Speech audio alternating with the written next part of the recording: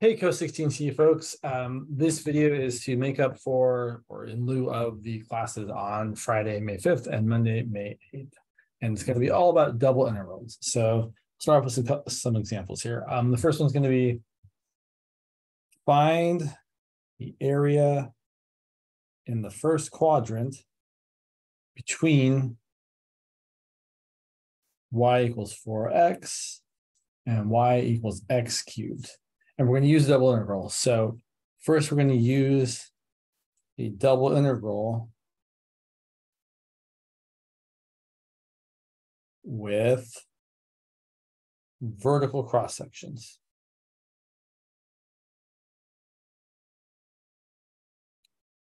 Let me show you what I mean. So first of all, y equals 4x and y equals x cubed, they do intersect each other in a couple of places.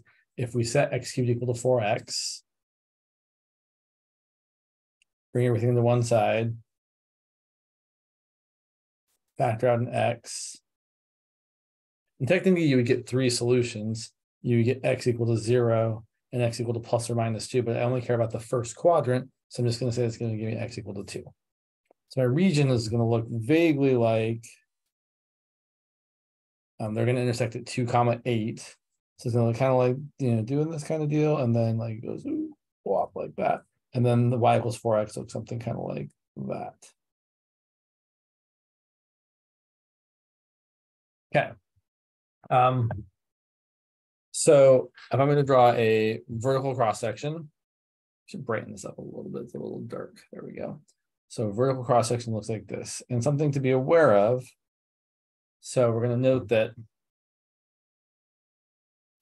any arbitrary rectangle or cross section, arbitrary rectangle drawn in the region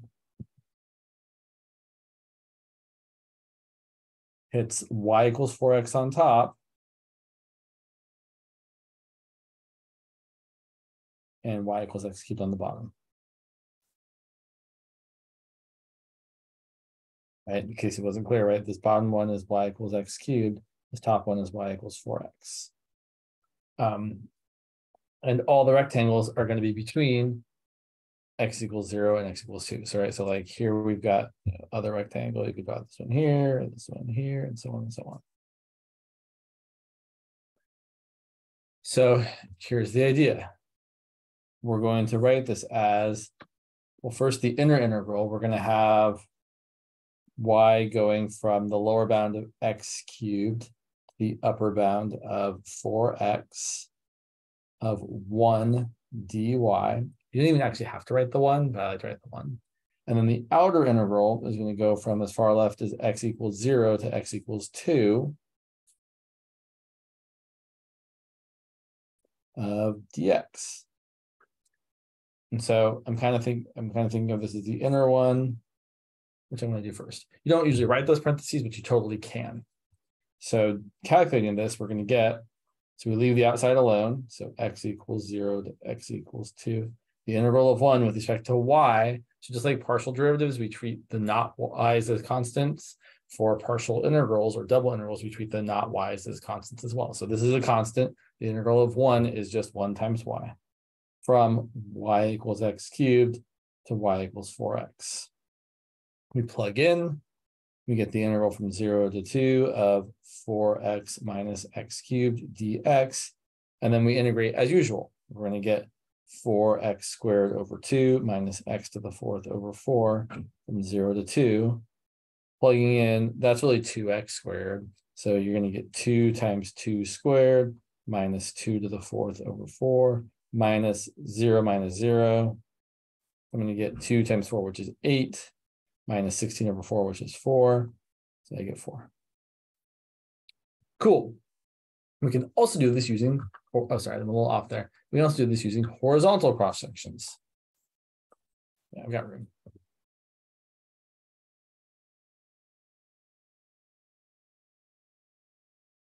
And if you're wondering why we're doing this, don't worry, there is a reason. We're going to get to a point.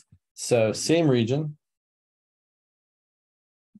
like that, and then like that. Same point, 0, 0, and 2, 8.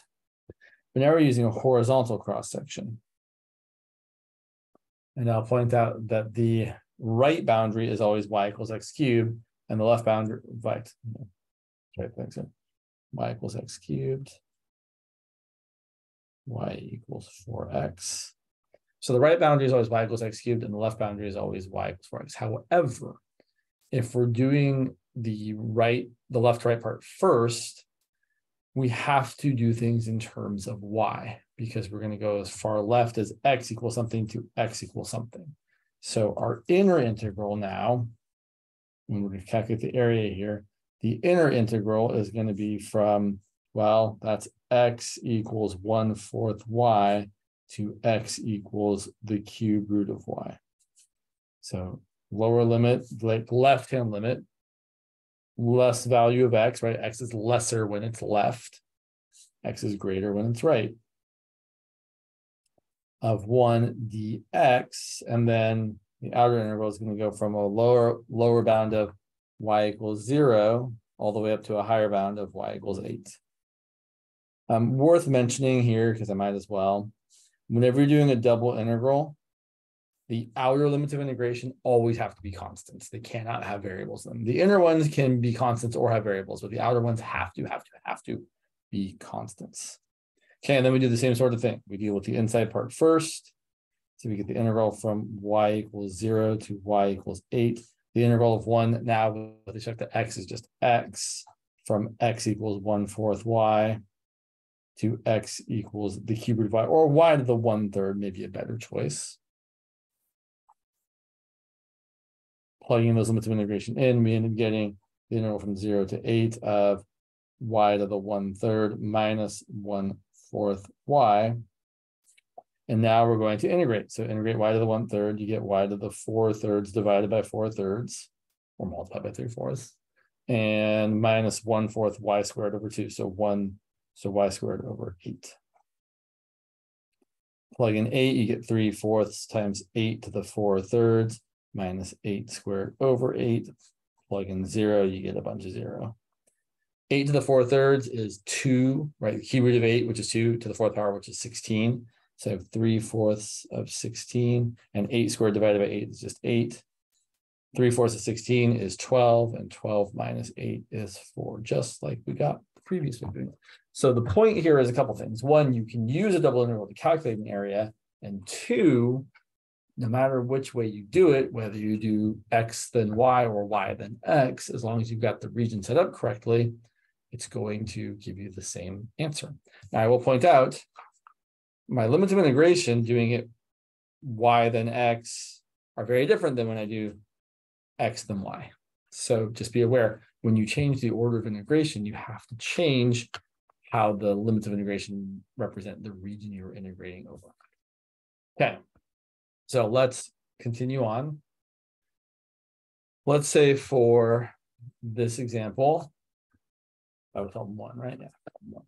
Let's say for this example, 2, we want to, sorry, I've been writing a lot because I was doing this for the other class I'm missing 2 for a good hour, and my shoulders get a little sore because I'm old. So for number 2, we want to sketch the area, or also known as the region of integration. So it's worth mentioning here that the limits of integration are the region that we're going to be integrating over. So just as a quick aside here, before, like if you were to say, do the integral from 1 to 6 of, e to the x minus x squared, this is the function we're integrating, also called the integrand.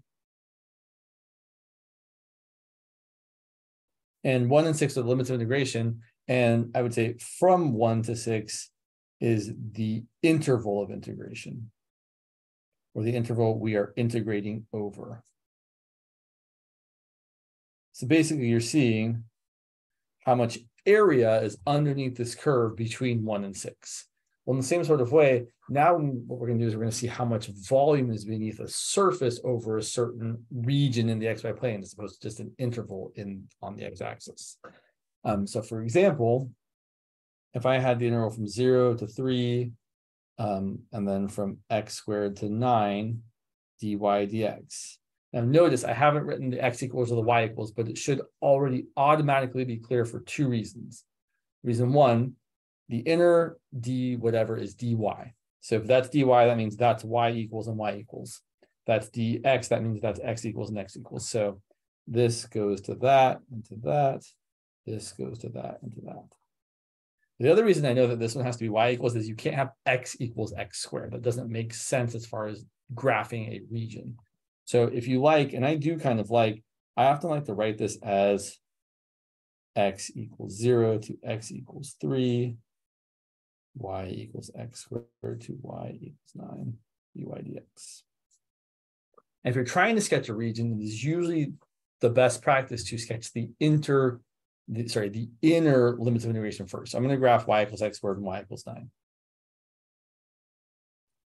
So here's y equals x squared. This looks, usual. And here's y equals 9.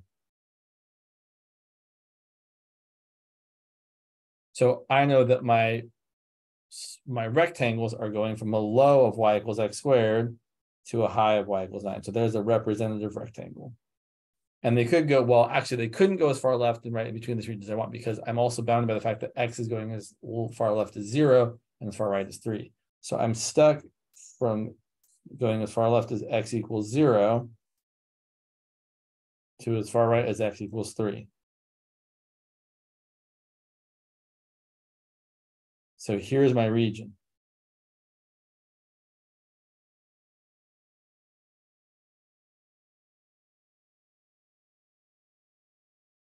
Now, let's reverse the order. So let's say we want to now describe this using horizontal cross-section. So let's point out, right, this is y equals x squared. This is y equals 9. So now if I use a horizontal cross-section, so this is 2a, this is 2b. Now reverse the order. Reverse the order of integration. And trust me, it is something we need to be able to do if we want to do these kind of problems. So to reverse this, now I'm instead of doing y on the inside, right? So again, I'm doing y on the inside, it's just that y is a function of x. So now when I do this, I'm going to have x equals something to x equals something on the inside, and then y equals something to y equals something on the outside. In fact, I know what the y equals are going to be because they're just constants. And the y values, well, this strip goes as low as y equals 0 and as high as y equals 9. Usually I look at the inside first, but I happen to notice that I saw that. But the next thing is my left boundary is x equals 0. No matter what horizontal strip I draw, the left boundary is always going to be this y-axis, which is the line x equals 0. The right boundary is the function y equals x squared. But again, I have to solve for x. So the square root of y equals the square root of x squared. So I really actually get x equal to plus or minus the square root of y. Now, it's important to know that the right side of this parabola is where x is positive. The left side of this parabola is where x is negative. So since we're only on the positive side here, we want to use x equal to the positive square root of y. And that is how we would change the order of integration. So why do we do this? Well, it lets us find volumes under surfaces. For example, I want to find the volume under the solid in the first quadrant, sorry, in the first octant, apologies, bounded by, I feel like I want to make this a little more interesting. I don't have to make it more interesting, but it could. No, I won't. By x plus y plus z equal to 1. So you're very, very kind of standard tetrahedron. So there's one, there's one, there's one.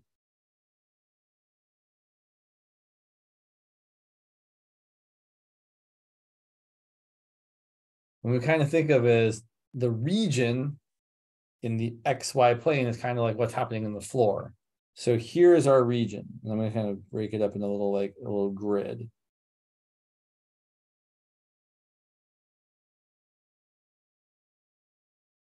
So there's our region in the XY plane. And that's kind of that region, the floor, that's going to be described by our limits of integration.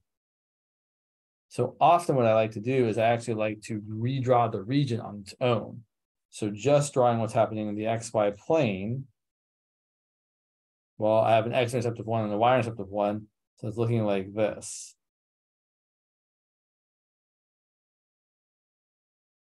Well, I can describe that area using either vertical or horizontal cross-sections. Vertical is kind of the standard choice if there isn't a reason to pick something else. So using a vertical cross-section, I see that my lower limit of integration is y equals 0. And my upper limit is whatever this function is. Well, this is the line y equals negative x plus 1. You can find that in a number of ways. I don't think we need to spend time talking about that.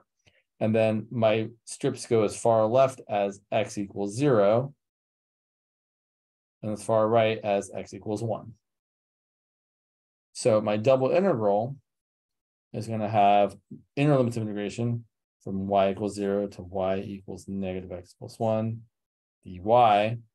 Outer limits x equals 0 to x equals 1 dx. Now the difference is, in the previous problems, we were just using the double integral to find the area. But now we're actually going to find the volume of under this surface above this region by integrating this function here. So I want to point out, like, each of these little, you can kind of draw a little, like, parallel pipe bed. Yeah, maybe you could. Let's see, can I? Yeah, we can kind of draw that there. Sure, so it's like kind of a little thing. And like one over here is going to be way shorter. Like this one here is going to be like that. Sorry, the drawing these is never my strong suit here, but we do our best. Yeah, that looks all right. All right, so like the height of this surface is given by, well, if we solve this for z equals 1 minus x minus y. So when x and y are both 0, the height is 1. When x or y get larger, the height gets smaller. But that is the function that we're going to be integrating. 1 minus x minus y. Z equal to f of x comma y.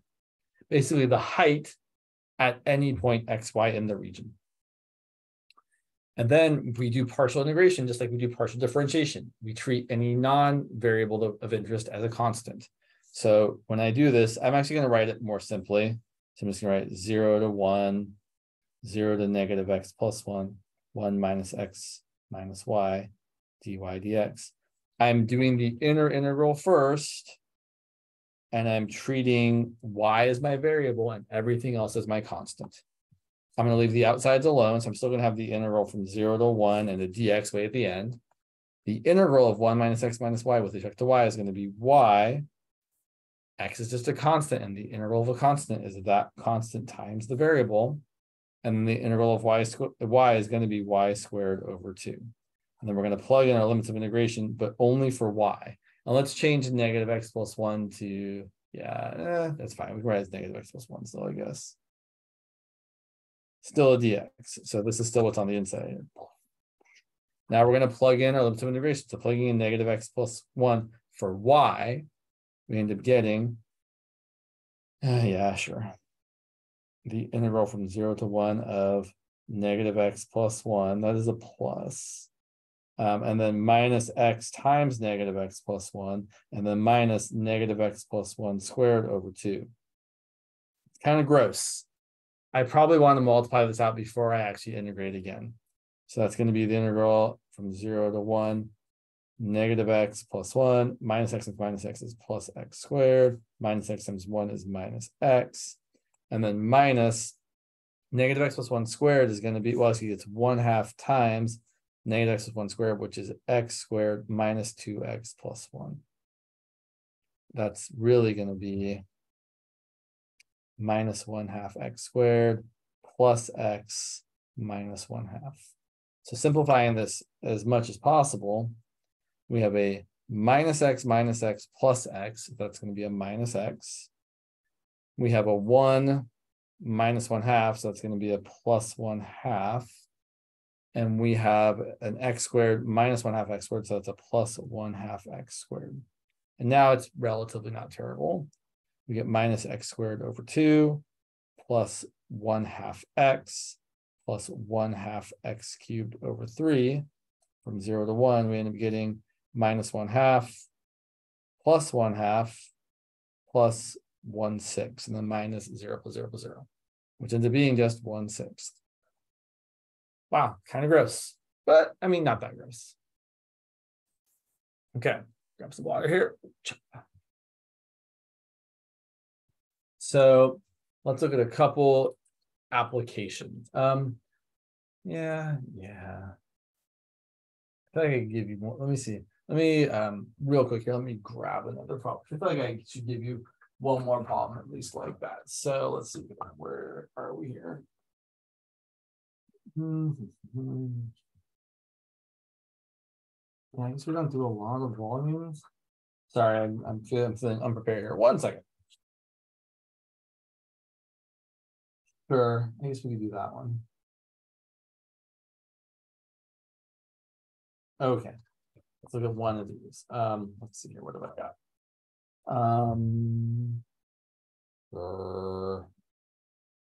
They all kind of suck.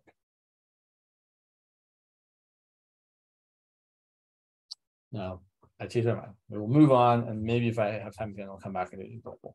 So let's see here. So applications.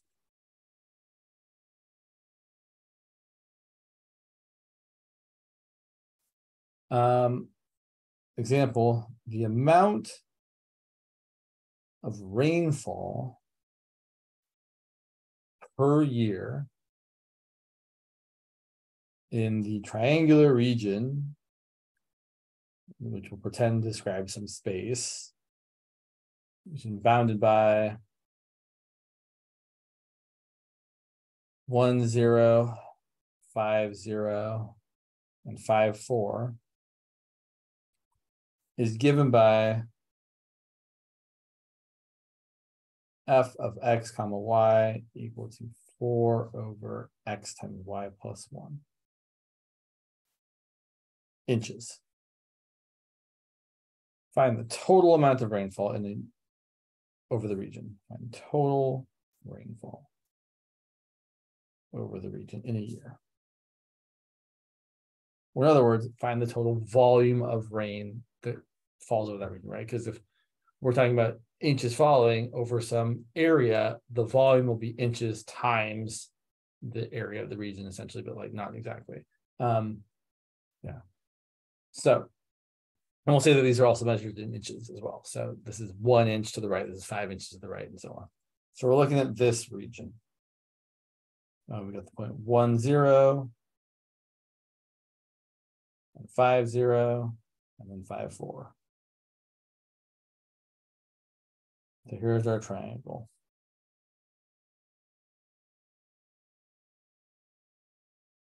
And again, I'm going to probably generally default to using a vertical strip if there's no reason not to. The vertical strip, my region of integration is looking like, well, y is going from 0 to this line here.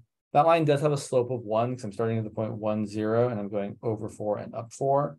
So that is y equal to x minus 1. And then my x boundaries are x equals 1 to x equals 5. My function is 4 over x times y plus 1 dy, right? Because it's y equals goes with dy and then dx. Great.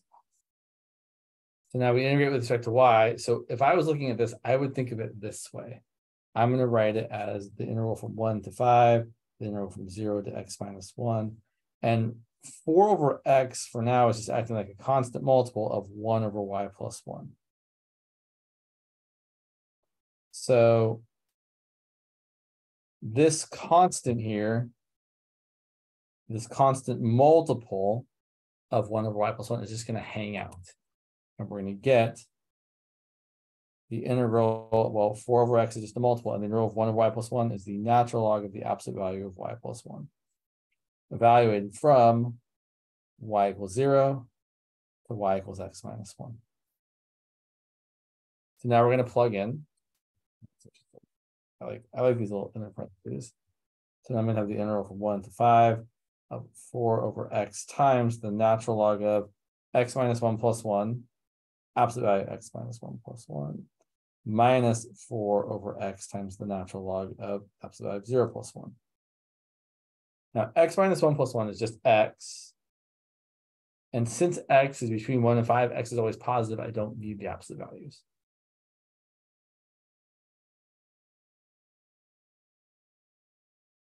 And similarly, well, not similarly, 0 plus 1 is 1, and natural log of 1 is 0. So that will put the 0 there. Now, for this part, I have to do a u sub. So I'm going to let u equal the natural log of x. du is 1 over x. The 4 comes out. I've got the integral of 1 over x times natural log of x dx, which just becomes the integral of u du, which is u squared over 2, which is the natural log of x squared over 2.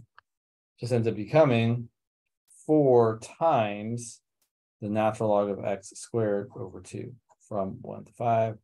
Plug in, you get 4 times, 4 over 2 should be 2. Let's be smart about this.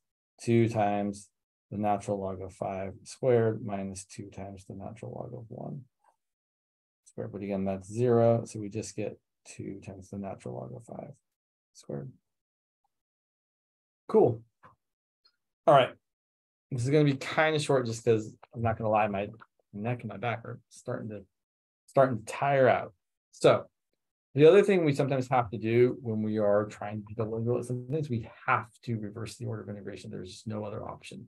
And I'll give you a couple of examples of this. So let's say we wanted to find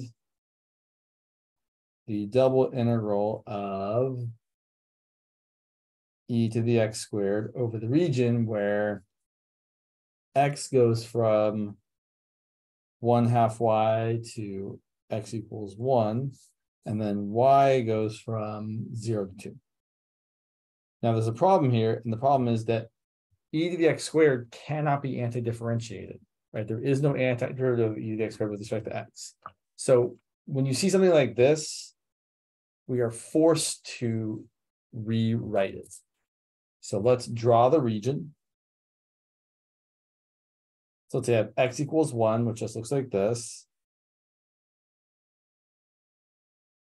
And I have x equals 1/2 y, or y equals 2x, which looks like this. And then y equals 0 is this. And y equals 2. Well, if y equals 2, x equals 1, and we get exactly that point there. So this is the region we're looking at. And we just used horizontal cross sections, right? X equals left boundary to x equals right boundary. So now we're going to reimagine it using vertical cross sections. So now our bottom boundary is y equals 0. Our top boundary is y equals 2x. We're going as far left as x equals 0, as far right as x equals 1. So we're going to rewrite this as the integral from, well, the inner limits of integration are y equals 0 to y equals 2, to x of e to the x squared dy now. And my x limits of integration are as far left as 0, as far right as 1. And now this function doesn't have any y's in it. So when I integrate with respect to y, it's just a constant. So we're going to get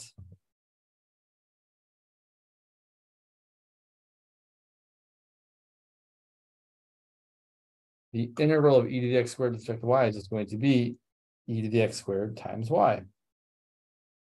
From y equals 0 to y equals 2x. And then when I plug in 2x and 0 for y, I end up getting the integral from x equals 0 to x equals 1 of e to the x squared times 2x minus e to the x squared times 0, but that's just 0. So really I have the integral from x equals 0 to x equals 1 of e to the x squared times 2x. But that's an easy u substitution, right? U equals x squared, du is 2x. This is exactly the integral of e to the u, du, which is e to the u, which is e to the x squared. So this is really equal to e to the x squared from x equals 0 to x equals 1, which is e to the 1 minus e to the 0, which is e minus 1. Pretty cool. All right, I think one more. All right, it's all the looking down really is the problem. Yeah, we'll do one more. And then I'll leave you with one to try. So let's try the integral from 0 to 2, the integral from x cubed to 8, 9x to the 8th, that's an 8, over 1 plus y to the 4th, dy dx. Now, we should know at this point that if it's dy there, the dy is coming first, that's a y equals and a y equals. Similarly, if dx is last, that's an x equals and an x equals. Okay, so I'll point out, as far as we're concerned, if we're integrating with respect to y, 9x to the 8th is just acting like a constant. The integral of 1 over 1 plus y to the 4th, I think, is also literally impossible. It's certainly hard enough that I would rather try switching. So if you see something that maybe is possible but seems really hard, switch the order anyway. To switch the order, we kind of have to draw the region. I think this is the region we actually started with when we were doing this section. So y equals x cubed looks like this, like that. So y equals x cubed. Y equals 8. X equals 0. So again, right, so that means if we're going from y equals x cubed to y equals 8, we're using vertical cross sections.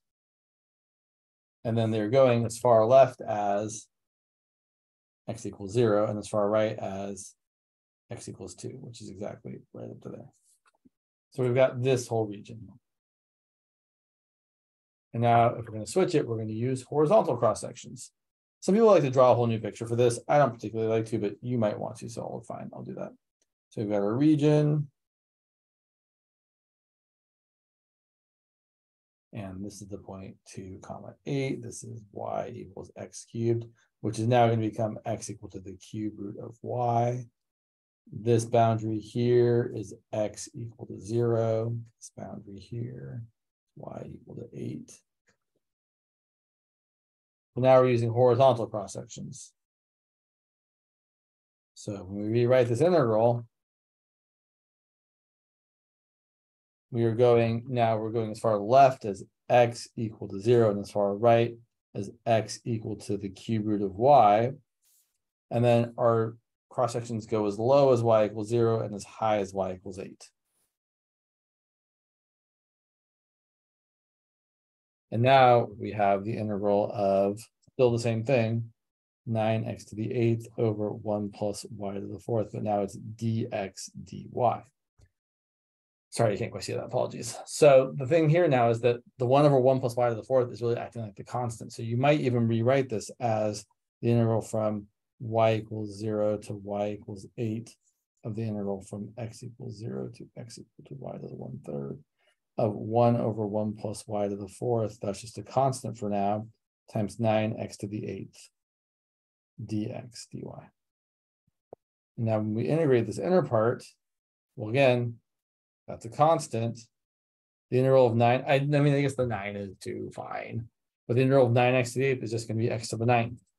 So we're going to get the integral from y equals 0 to y equals 8 of 1 over 1 plus y to the 4th times x to the 9th from x equals 0 to x equal to y to the 1/3.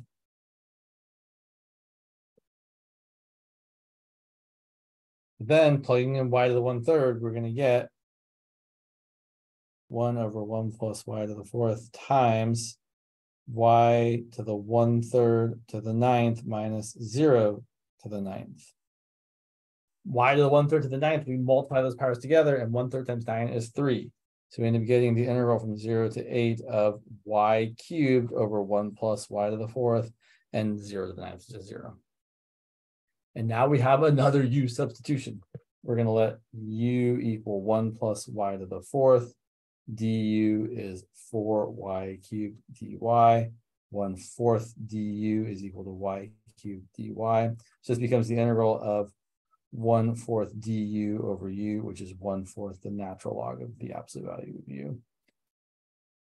So then we end up saying that this integral is going to equal 1/4 the natural log of the absolute value of 1 plus y to the fourth, because that was my u, from 0 to 8. If you're not sure about this, check the derivative. Right, the derivative of the natural log of 1 plus y to the fourth is 1 over 1 plus y to the fourth times the derivative of y to the fourth, which is 4y cubed. The 4's cancel and you get y cubed, so it works. And then plugging in, you get 1/4 natural log of 1 plus 8 to the fourth minus 1/4 natural log of 1 plus 0. But once again, 1 plus 0 is 1, natural log of 1 is 0, that goes away. This I would leave as is, but if you really wanted to, you could write it as 1/4 times the natural log of, let's see, 8 to the fourth is 2 to the third to the fourth, which is 2 to the 12th, which is 1024 times 2 times 2, which is 2048, which is 4096. So 4097. Or just leave it as 8 to the fourth. Okay, and then if you want a challenge, you can try the following. The integral from 0 to 9, the integral from the square root of y to 3 of 1 over the square root of x cubed plus 9 dx dy. If you want to try that one, you certainly can. You can show me your work and I can show you so if you did it right or not, or maybe I'll post some solutions to this in a couple of days. So anyway, yeah, good luck with the double integrals. I will see you all on Wednesday.